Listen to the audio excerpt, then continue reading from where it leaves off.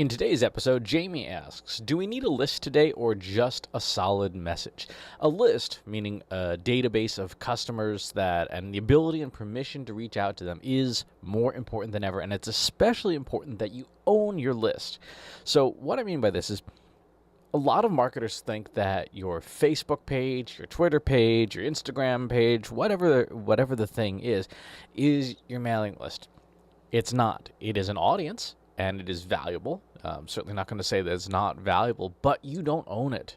You have very little control over it, and at any given time, as a whole bunch of people have found out over the years, your ability to reach or permission to reach that list can change in some cases drastically. Rewind, 5 or 6 or 7 years ago when organic reach on social media was all that marketers could talk about. Hey, we've got so many fans and so many fans on our Facebook page and our likes and all this stuff. And now, of course, as marketers look at the data, they realize that these channels, the unpaid version of these channels, is not performing for obvious reasons. These companies, Facebook and Google and such, need to make money, and they make money by you running ads.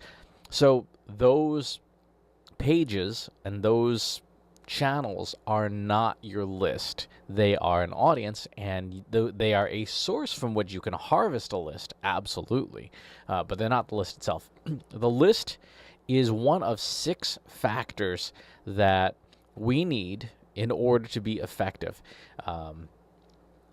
Those 6 factors are they follow the 6 W's: who, what, where, when, why, and how. So your list is who, and this is vital, and you need to own your list. And it can be the gold standard in most marketing is, of course, the email address, but it can be text messaging numbers or phone numbers or mailing addresses, postal mailing addresses. These days, it's really funny.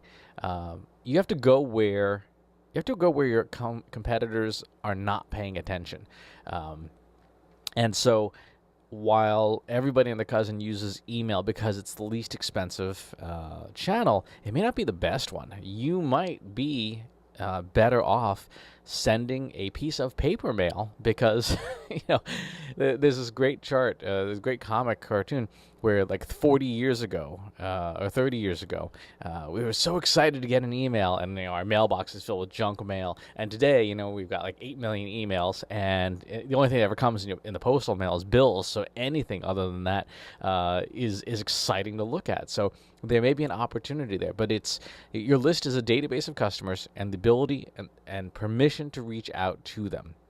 So email, postal mail, phone number, direct, any kind of direct contact with those folks. And you can use direct messages on social. It is just going to be laborious because many of the APIs, for good reason, have been throttled back and have significant limits on them. You have to do a lot of that work manually or outsource it to a contractor to do for you. You can't automate it nearly as well as you used to be able to. The what is the message? The what is it that you are offering of value that will get your list to participate with you? It's not what's for sale, it's what the value is that you bring. And so make sure that the offer, the communication you're giving to your list has value, that has benefit to them, regardless of whether they buy anything. That said, it is okay from time to time to ask for the sale, but it's probably not the first thing you should do. You have to give first. BNI calls that giver's gain. You have to give before you earn the right to ask for value in return. The where is your channels and distribution. Now, it is not just the list. It is all those other channels we talked about.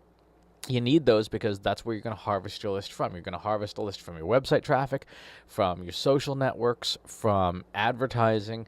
You need to build that database from all the places you currently get attention. So YouTube or LinkedIn or wherever it is that you get eyeballs, you need to convert those eyeballs to that list. The when is timing. When is the best time throughout the year? One of the best times that people are paying attention to or asking about or thinking about the products and services, the content you create, the value that you deliver. And you would use Regular Google Analytics can help tell you some of that. Search Analytics will help you with understanding that, and Predictive Analytics will help you with that as well. Forecasting when on any given day, week, or month people will be asking for your thing. The why is the strategy, which I would hope you would have, which is, why are we doing this thing? Why are we building a list? Why are we focusing on these channels? And it is the most important part, but it still is, it's like the main dish of a meal, right? Strategy is the main dish of a meal, and you can have just the main dish of a meal, but it sure is nice to have appetizers and dessert and beverages and things, all the things that go with it. Strategy without the how, which is the execution, is useless. Just like execution without strategy, also useless. So that's what you need in order to, for solopreneurs all the way up to the biggest enterprises. You need to be very clear about what those 6 things are: your list, your message, your channels, your timing, your strategy, and your execution. Why are you doing each of these things? What are you doing? How are you doing these things? And I can't emphasize strongly enough, your permission-based list, email, postal mail, and phone or SMS, is the most important thing that you can build in terms of marketing value, because it's yours. You have control over it. You have control over your reach to a much greater degree than you do on, like, say, a social network. As long as you do think, the basics of, like, hey, let's make sure we're not flagged as spammers. And you have control over what content gets seen, which is really important. It's something my friend Ann Handley says.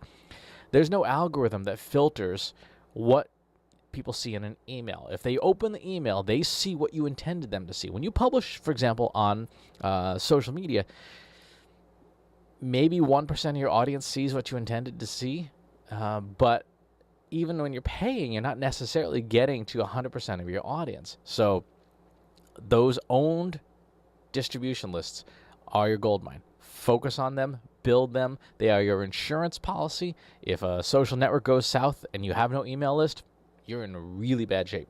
If a social network goes south and you've got your list, you can say, hey, folks, we've moved over to here. Follow us there. You can direct attention as needed.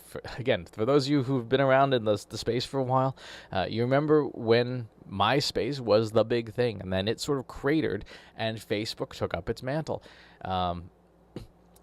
If you were on MySpace and you'd spent tens or hundreds of thousands of dollars to build your MySpace page, and you hadn't harvested that list and turned it into an email list, you had a very difficult time pivoting to Facebook. Whereas if you had the list, you could say, hey, folks, looks like MySpace is going the way of the dodo. Let's all go over to our Facebook page instead. So you need that insurance policy. So great question. Make sure you build your list. Build that list. And speaking of which, of course, please subscribe to the YouTube channel and subscribe to the newsletter list. I'll talk to you soon. Take care. Want help solving your company's data, analytics, and digital marketing problems? Visit trustinsights.ai today and let us know how we can help you.